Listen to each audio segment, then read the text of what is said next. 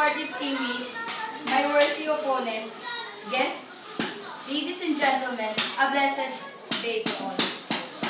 In our world nowadays, 48% of the world's population is teenagers. In my own vision of teenagers, this is a stage of reasoning. This is the part where children explore, try, and experiment things in life. But some of these may lead them in a wrong way in life.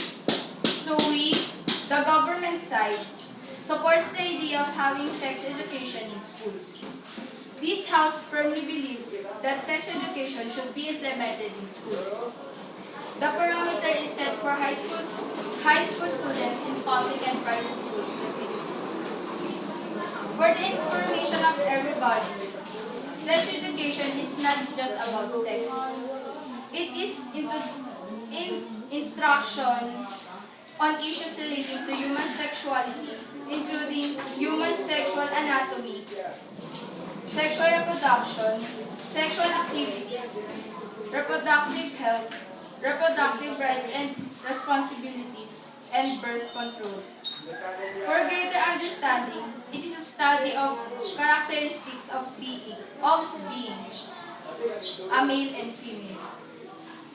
One reason of having sex education in schools is to reduce the risk of potential outcomes from sexual behaviors, such as unwanted and unplanned pregnancy, abandoned babies, and premarital sex.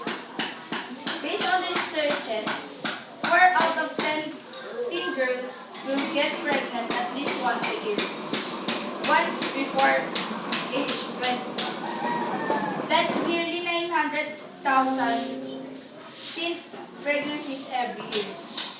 Sex education will